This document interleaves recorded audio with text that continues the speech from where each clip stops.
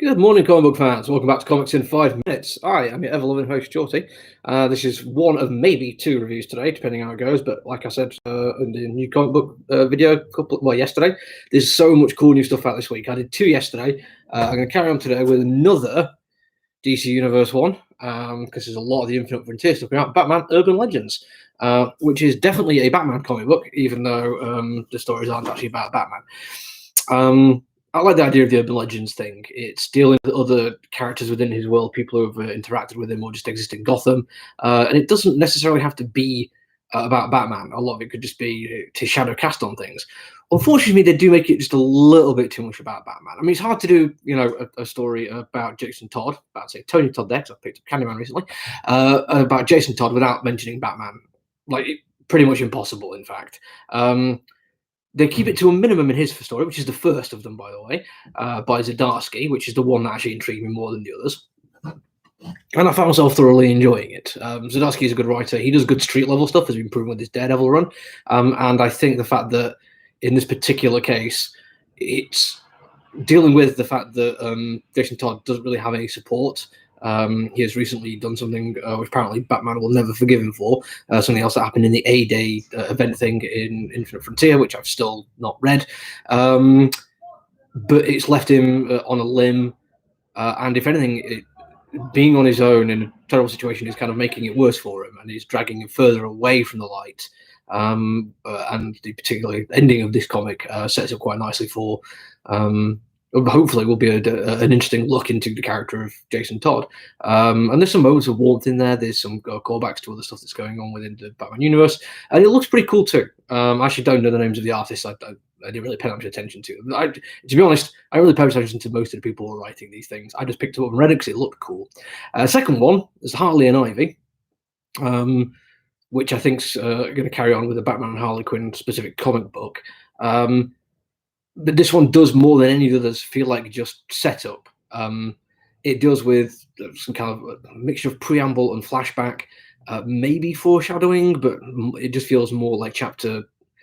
Well, it feels like an issue 0 of a comic book, which always kind of bugs me. It's not particularly enjoy, but I will say it's well written and it looks cool. I like the differences in the color palette.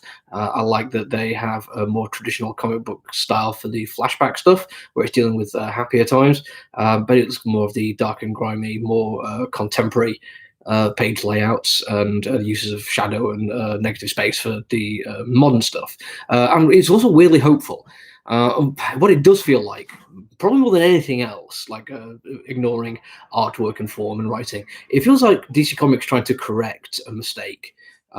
For people who don't know, Harley and Ivy spent quite a bit of time in a romantic relationship. Then DC kind of just tried to pretend it never happened, and their breakup was kind of just a thing that was just inevitable, and they ended up, just being themselves again. And I can't help but feel that this is DC kind of realizing that the fandom was quite rightly annoyed about this, and doing their best to resell this love story in a way that would make sense and hopefully be satisfying. Following on from that, you've got some of the Outsider stuff, and the Outsiders, unfortunately, is something which I don't really know enough about to comment on, like the background of it and continuity. And the actual comic book itself felt a little bit like it relied too much on that. There was a whole bunch of stuff going on where it kind of expected me to know what was going on, and I didn't. Failure on my part, sure. I own a comic book store. I should read a lot more comic books, but the Outsider is just something that's never really grabbed my attention, so I don't have a huge amount of knowledge on it. It did look good. There's some cool action sequences, and the writing was certainly okay. But I think if you're going to pick that one up, it's going to be only if you've got some background knowledge about what's going on. I have read a little bit on some of the Outsider stuff because it appeared in a few other things, and every single time I read them, I just find myself wondering what the hell's actually going on, and where this, like, all this world and this lore has come from. Obviously, they're a far more popular team than I know, because obviously got a lot of people writing them and enjoying them, so they keep bringing them into the world. Finally, we're talking with Grifter, who is a character I quite enjoy.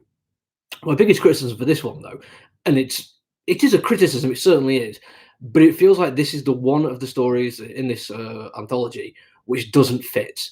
It feels like it should still be part of a Wildstorm Mature Reader spin-off, maybe not Vertigo, but Black Label, certainly. There is far more profanity, although they never see it. It's always little asterisks and pound signs and the like. And the writing is actually kind of whip quick. There's a lot of back and forth, a lot of cool action sequences. There's a couple of pages where you get the sense it's just they're setting something up for the future and it stalls a little bit. Usually when he's working with his boss, Lucius Fox, I think it is. But for the most part, it's a thoroughly entertaining read, and it kind of bookmarks it quite nicely from front to back. I'd say it's not my favourite of them. I think if it had a little bit more in, I'd say the Harley and Ivy one was absolutely brilliant. But none of them were amazing. None of them were like, oh my god, I can't wait to read the next part of it. But I probably will, because there's enough in almost all of them to intrigue me a little bit, so that getting the collection to read all of the stories together, I think, will be worth it. Plus, I like the idea of the anthology where it's not necessarily always going to be the same story carrying on, like the Harley and Ivy carrying on somewhere else, so there might be some other one coming in next issue. And that's a fun little format thing to do. So I would recommend picking up if you're interested in the Batman DC universe and what's going on in Gotham. Anyway, that's it for me. I've got to sign off. I've got a lot of stuff to do. As I say, there might be another review later on today, so keep an eye out if you subscribe to us. Thank you very much. Take it easy, stay safe, and goodbye.